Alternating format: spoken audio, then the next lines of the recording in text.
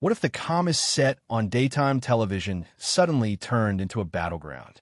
What if two women who've spent years shaping public conversation collided in a way no one saw coming? That's exactly what happened on the day Jane Fonda walked into The View, expecting a routine interview, and left behind a storm that still hasn't settled. The chaos didn't start with raised voices. It began with a look, a small, sharp moment that the audience didn't catch right away, but everyone on the panel felt instantly.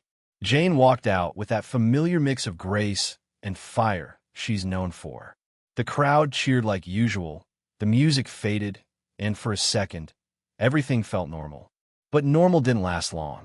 Even before the first question, you could sense something was off. Joy Behar smiled, but it wasn't her usual light, punchy smile. It looked tight, almost rehearsed. And Jane, well, Jane held herself like someone who'd walked in ready to challenge the room. Maybe she planned it. Maybe she didn't. But the energy shifted as soon as she sat down. Here's the thing.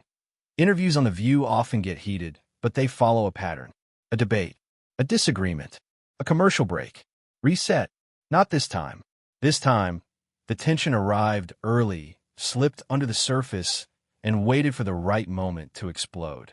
And it all started with one question, a simple question on paper. Joy asked about Jane's activism, the headlines, the protests. Just another day on the show, right? Except Jane didn't respond with the polished, media-friendly answer people expected. She pushed back. Hard. Not at the topic, but at the tone. That's when the temperature dropped. That's when the air in the room changed. And that's when everyone watching, in the studio and at home, leaned in, sensing something big was coming. But what no one knew yet was that this was only the beginning. The spark had landed, but the fire hadn't caught. Not yet. The moment Jane pushed back, you could feel the floor tilt. Not physically, but in that way a conversation suddenly stops following the script everyone silently agreed on. Joy had tossed out what should have been a safe opener. A warm-up. Something a seasoned guest like Jane could glide through without breaking a sweat. But Jane didn't glide. She cut. Instead of brushing off the question, she snapped straight into the heart of it, calling out not the issue itself, but the way it was framed. And for a split second, Joy blinked, almost like she hadn't realized how sharp the edge was on the thing she'd just thrown. That blink told the whole story. No one talks about this part, but if you watch the clip closely, you'll notice the other hosts shift in their seats. It wasn't dramatic, just a subtle adjusting of posture, like they were bracing for turbulence. They've done thousands of interviews. They know the difference between lively debate and something about to detonate. Then came the first real blow. Joy didn't let the tension slide. She leaned in and pressed Jane on her tactics, hinting that her activism was more spectacle than substance. She didn't raise her voice. She didn't attack. She just twisted the knife in that calm, almost polite way she's perfected over the years. And that's when Jane's expression changed. Up to that point, she was intense, sure, but still controlled. That comment flipped a switch. Her eyes hardened. Her smile faded. And whatever filter she might have walked in with vanished. You could almost hear the shift, even though neither woman raised their voice. It was the quiet that made it dangerous. Jane fired back by challenging Joy's credibility. And that was the moment the conversation left daytime TV territory and entered something else entirely. The studio audience let out a soft, scattered gasp. Not loud, not theatrical, just that instinctive sound people make when they realize a line has been crossed. And to be clear, this wasn't the explosion yet. This was the first crack, the first sign that something bigger was brewing. Neither woman was willing to step back. Neither wanted to look like they'd been cornered. What started as an interview was becoming a duel. The second Jane pushed back at Joy's credibility, the rest of the table snapped to attention. You could see it in their faces, that mix of surprise, concern, and the silent "oh no" that comes when a live moment starts drifting off the rails. But if anyone thought they could bring the conversation back to neutral, they were wrong. Very wrong. Whoopi was the first to try. She did what she always does, stepped in with that level, grounding voice meant to cool the temperature in the room. A simple, let's take a moment kind of thing. Usually it works. Usually it resets the tone and signals both sides to breathe. But not this time. Jane wasn't in the mood to be redirected, and Joy wasn't in the mood to step back.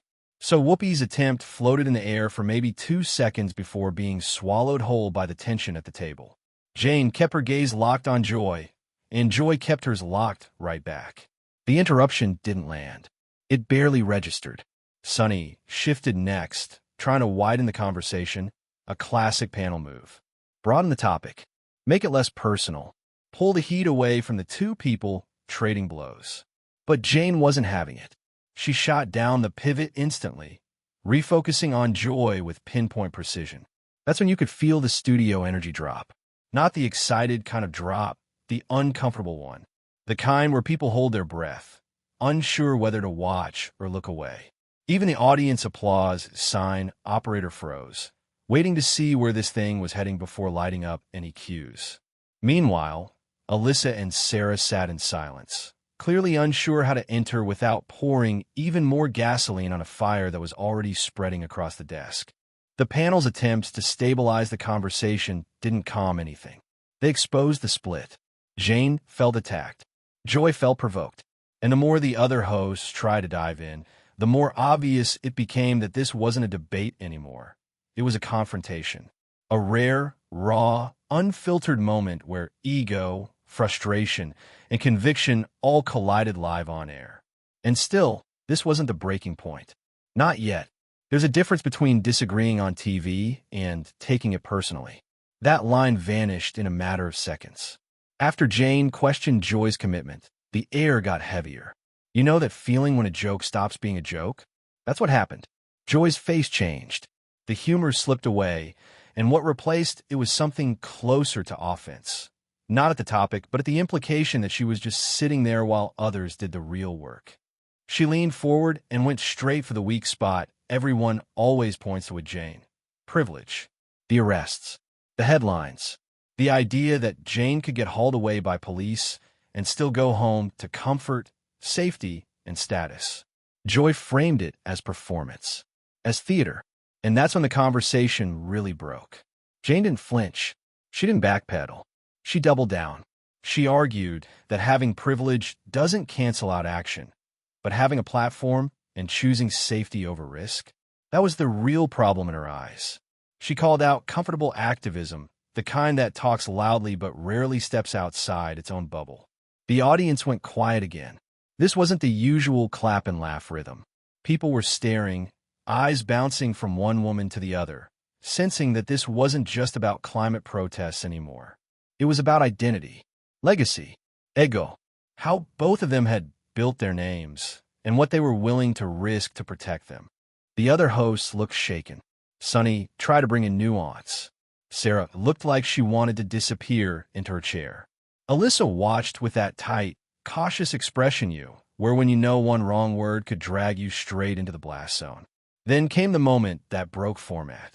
Joy pushed back her chair and stood up. That almost never happens on a live daytime panel show. Hosts don't stand. Guests don't stand. Standing means things are no longer under control. The crew knew it. The audience knew it. Jane knew it too, but she stayed seated, chin up, eyes locked on Joy like she was daring her to say what she really felt. This wasn't an interview anymore. This was a showdown. Once Joy stood up, the show crossed into territory producers dread. A moment you can't spin, can't soften, and definitely can't pretend didn't happen. Joy leaned on the table, staring Jane down as she unloaded years of frustration in a few sharp sentences. She accused Jane of building a brand on being the fearless rebel while looking down on people who fight in different ways. She brought up the crew, the producers, the everyday workers whose names no one knows, but who show up every morning to make the show run. In other words, she stopped talking as a host and started talking as someone who felt personally disrespected. Jane stayed seated, but her posture sharpened.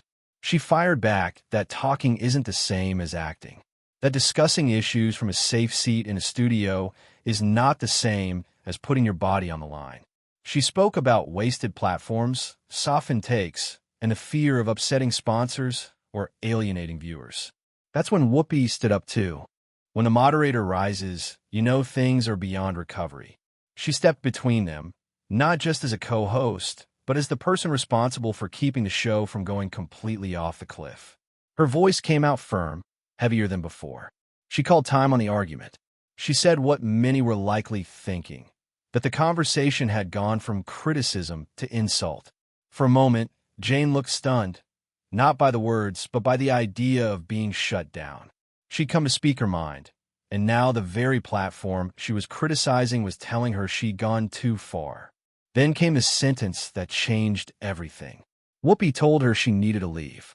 No joke, no plafelton. No, we're out of time. Just a clear, direct instruction. It was time for Jane to go. You could see the ripple go through the audience, the panel, even Jane herself. Joy crossed her arms, standing behind Whoopi like a wall. The others went quiet. No one rushed to defend Jane. No one tried to reverse the decision. The line had been drawn, and the show had chosen a side. This was no longer about a topic. It was about control of the space. Being told to leave on live TV is one thing. Deciding how you leave is another. After Whoopi said Jane had to go, there was a beat of silence, the kind that feels longer than it actually is. Jane looked around the table, as if weighing her options. Challenge it, sit still, walk out on her own terms. She chose dignity over drama, at least in her body language. She picked up her bag slowly, almost calmly. But her words? Those still burned. She accused the show of proving her point in real time.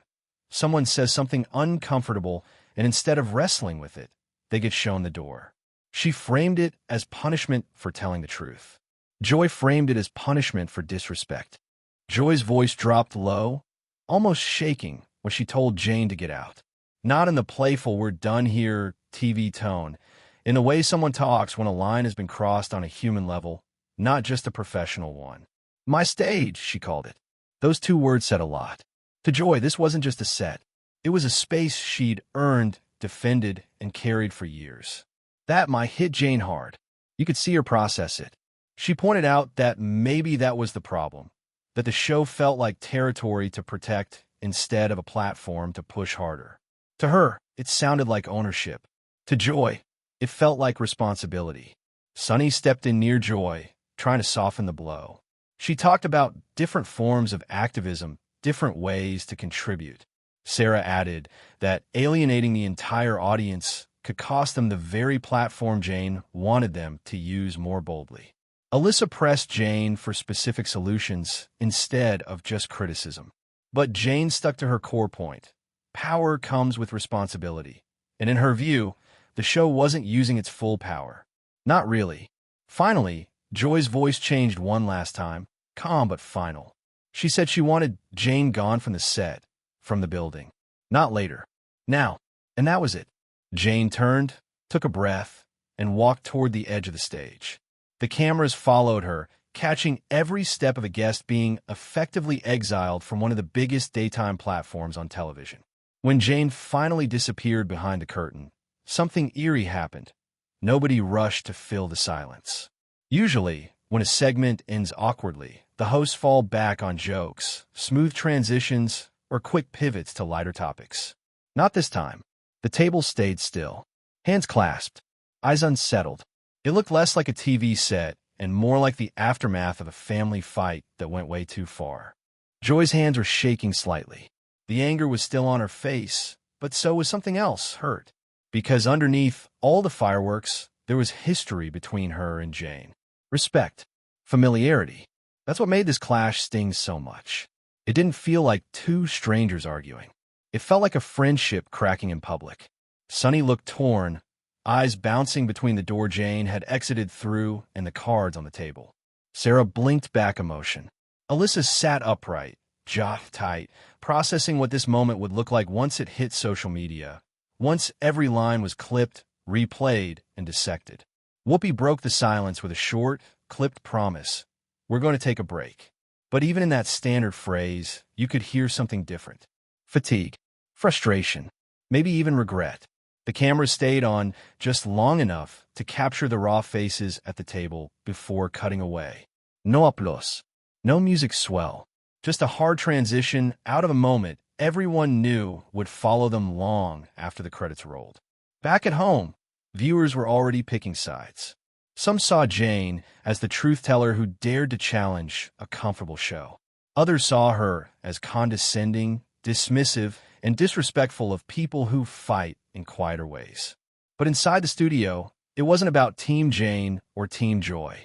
It was about what had just been exposed, the tension between talking about change and living it, between risk and reputation, between using a platform and protecting it. And whether you agreed with Jane or not, one thing was obvious. You couldn't walk away from that episode pretending everything was fine.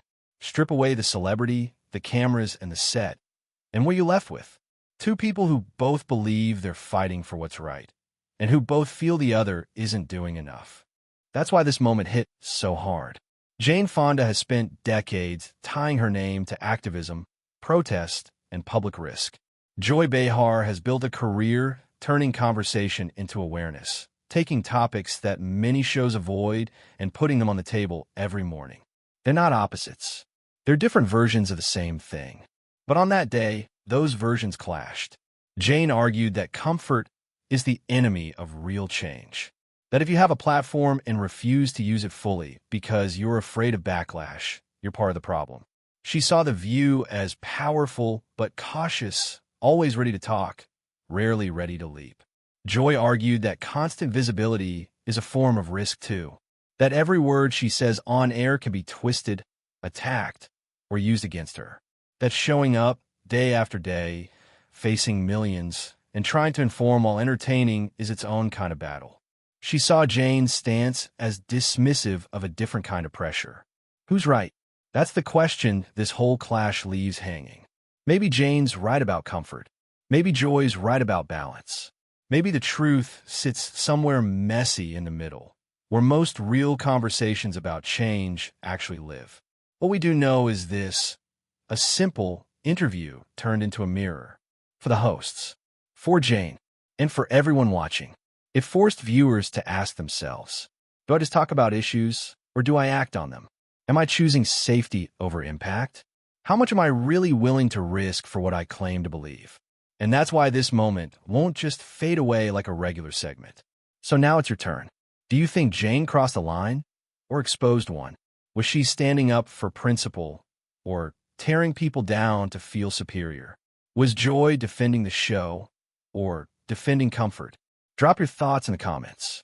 And if you want more breakdowns of moments like this, the ones that shake up business as usual on TV, make sure you hit subscribe and turn on notifications. This wasn't just another episode of The View. It was a live test of what using your platform really means.